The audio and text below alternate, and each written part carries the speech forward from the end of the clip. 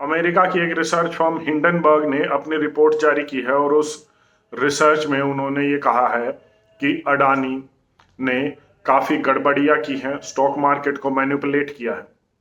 आपको पता होगा कि 2 साल पहले साल 2020 तक अगर हम देखें तो अडानी का शेयर 120 रुपए का मिलता था, जिसकी कीमत आज 3400 रुपए से ज्यादा है। हिंडनबर्ग कंपनी, पहले तो बता दें कि हिंडनबर्ग एयरशिप एक एक्सीडेंट हुआ था जहां से इस कंपनी ने अपना ये नाम लिया है, अपनी कंपनी का नाम लिया है हिंडनबर्ग रिसर्च फर्म।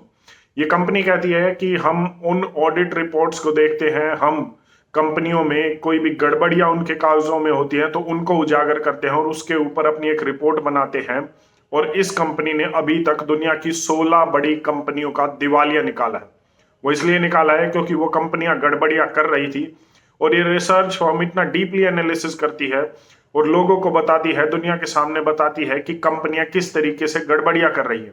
अब इसी कंपनी ने कहा है कि अडानी ग्रुप भी इसी तरीके से स्टॉक मार्केट मैनिपुलेशन कर रहा है, अपने रेट्स मतलब अपने शेयर के रेट्स अपने हिसाब से मैनिपुलेट करवाता है।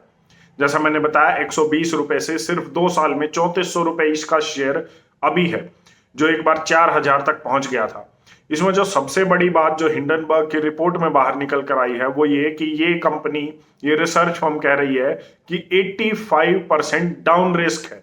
अडानी के अगर शेयर्स आप खरीदेंगे तो 85% इसमें डाउन रिस्क है। इसका मतलब ये है कि अभी जिस रेट में आप खरीद रहे हैं या अभी जिस रेट में अडानी का शेयर है, जैसे 3400 रुपए का अगर वो मिल रहा है, तो इस शेयर को 85% तक इस शेयर की जो कीमत है वो गिर सकती है। तो रह क्या जाएगा, आप एक बार सोच लीजिए, वही जो 2 साल पहले वैल्यू थी 100, 150, 200 या ज्यादा से ज्यादा 300 रुपए, इससे ज्यादा वो नहीं है, उसकी कीमत नहीं है अगर 85% डाउन रिस्क जो हिंडनबर्ग रिपोर्ट बता रही है अगर ऐसा हुआ तो। यहां पर कंपनी ने काफी खुलासे किए हैं। वो कह रही है हमने पिछले 2 साल से हम इस पर रिसर्च कर रहे हैं, कंपनी के पुराने सीनियर एग्जीक्यूटिव्स के साथ हमने इंटरव्यूज किए हैं और तब इस रिपोर्ट को पब्लिश किया है। कंपनी कहती है कि हमें पता है कि हम एशिया के सबसे अमीर आदमी की कंपनी के खिलाफ ये रिपोर्ट जारी कर रहे हैं, वो दुनिया के तीसरे सबसे बड़े अमीर आदमी के खिलाफ ये रिपोर्ट जारी कर रहे हैं, ऐसा कंपनी का कहना है। तो वे कह रहे हैं कि इसीलिए हमने इतना डीप रिसर्च किया है।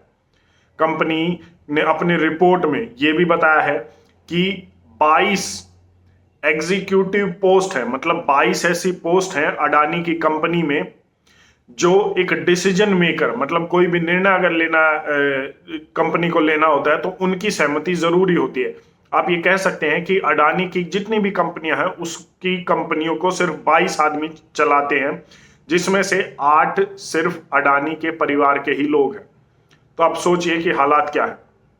हमें इस बात से खुश होना चाहिए कि हमारी और सरकार का समर्थन करना चाहिए कि सरकार ये कहती है कि हमारी सरकार में परिवारवाद नहीं चलता जो पिछली सरकारों में था। ठीक है, हम मान लेते हैं, लेकिन आज जो कंपनियां देश चला रही हैं उनमें परिवारवाद चल रहा है, ये उसका उदाहरण है। हालांकि अडानी ग्रुप ने सारी रिपोर्ट को खारिज कर दिया है और उन्होंने कहा है कि जो जो फैक्ट्स हिंडनबर्ग ने अपने रिपोर्ट में दिए हैं वो फैक्ट्स मिस इन्फॉर्मेशन है, गलत इन्फॉर्मेशन है, जिनको अलग तरीके से पेश किया गया है। अब मुझे ये नहीं समझ में आ रहा कि किस तरीके से पेश किया जाना है।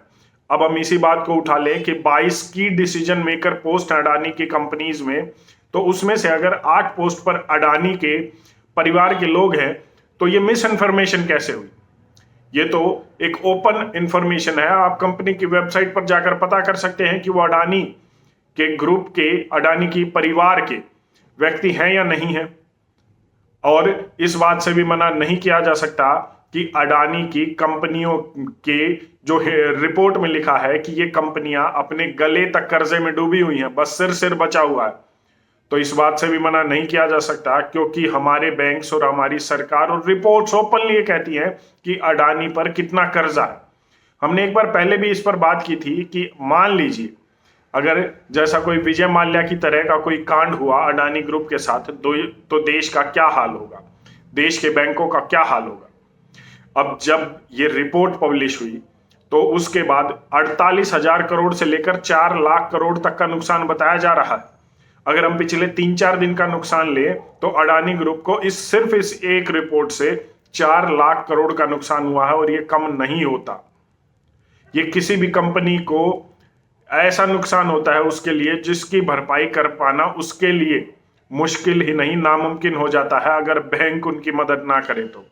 खैर मुझे नहीं लगता कि कंपनी को अभी कोई समस्या आने वाली है, क्योंकि बैंकों के दरवाजे खुले हुए हैं और वो बिना कुछ देखे, बिना कोई कागज लिए, जैसे किसान से 50,000 रुपए का कर्ज लेते टाइम भी उसकी जमीन गिरवी रखने की बात आती है, तो ऐसा कुछ अडानी ग्रुप के साथ अभी होने वाला है, क्योंकि सरकार उनके फेवर में है और जो सिस्टम है वो अभी उनके फेवर में है। तो उन्हें अगर ये नुकसान हुआ है और कर्ज चाहिए तो कर्ज मिल जाएगा, और बड़े बड़े प्रोजेक्ट्स जो चल रहे हैं वो अभी के लिए तो बंद होने वाले नहीं है। हो सकता है कुछ को मेरी बात पर यकीन ना हो, लेकिन असली खेल पैसे का है, और पैसा ही नहीं, सेंट्रलाइजेशन ऑफ मनी का है। उस पैसे को कैसे ऊपर तक सेंट्रलाइज किया जाए उसका है असली खेल। आपकी जेब से पैसा निकाल कर कुछ सेलेक्टेड जेबों में भरा जा रहा है, असली खेल वो है।